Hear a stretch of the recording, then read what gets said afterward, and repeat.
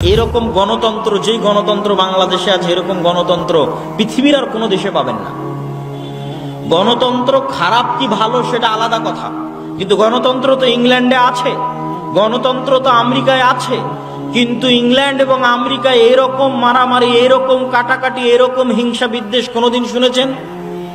কথা বলেন, কোনোদিন দেখেছেন? কোনোদিনই পাবেন না। কেন? তাদের আত্মমর্যাদা আছে, তারা পৃথিবীকে শাসন করে এসেছে, ওরা হচ্ছে শাসক।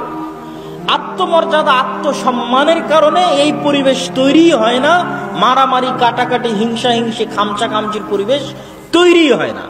পুলিশ বাহিনী পুলিশ বাহিনীর মতো কাজ করে, বিচার বিভাগ বিচার বিভাগের মতো কাজ করে, সরকার সরকারের মতো কাজ করে। 5 বছর পর পর ভোট দিয়ে মানুষ সরকার পরিবর্তন করে। কেউ ক্ষমতায় এসে মনে করে না যে আমি পুলিশকে আমার অধীনে নিয়ে চলে আসব, কেউ ক্ষমতায় এসে মনে করে না যে আমি বিচার বিভাগকে আমার অধীনে নিয়ে চলে আসব। কেন?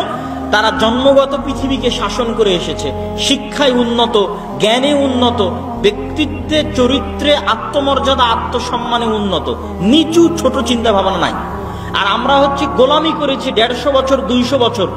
যখন বাদশাহ আলমগীর ছিল তখনকার মুসলমানেরা এরকম ছিল না।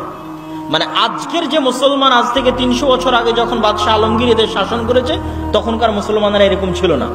তখন মাদ্রাসা মসজিদের নামে গোটা ভারতের 5 ভাগের 1 ভাগ সম্পত্তি শুধু মাদ্রাসা মসজিদের নামে অক্ষ করা ছিল। গোটা ভারত পাকিস্তান বাংলাদেশকে 5 ভাগ করবেন, 5 ভাগ করে 1 ভাগ করলে কত হাজার বিঘা হয়? এত হাজার বিঘা সম্পত্তি, এত লক্ষ বিঘা সম্পত্তি শুধু মসজিদ মাদ্রাসারই ছিল। এখন দেখান দেখি 200 বছরের পুরাতন কোন মসজিদ মাদ্রাসার জমি আছে কিনা? নাই। তাহলে এই জমিগুলো কোথায় গেল? যখন লাখিরাত সম্পত্তি বাজেয়াপ্তকরণ আইন পাশ করেছিল ব্রিটিশরা, তখন এগুলো সব সম্পত্তি বাজেয়াপ্ত হয়ে গেছিল। মসজিদ মাদ্রাসার নামে 500-600 বছর যাবৎ মুসলমানদের ওয়াকফ করা জমি বাজেয়াপ্ত হয়ে গেছে। মানে মুসলমানেরা তো এই দেশের 150-200 বছর থেকে নাই, প্রায় 1000 বছর থেকে এই দেশে আছে। তাহলে 1000 বছরের পুরাতন মাদ্রাসাও থাকতে হবে, 1000 বছরের পুরাতন মসজিদও থাকতে হবে, অসংখ্য। নাই কেন? এগুলো সব সম্পত্তি বাজেয়াপ্ত হয়ে গেছে। ছিল এই গোলামি মুসলমানদেরকে ধ্বংস করে দিয়েছে। ওই যে ফ্রান্সের আইফেল টাওয়ারের সামনে বসে বিড়ি খাচ্ছে, এগুলো সব মুসলমান।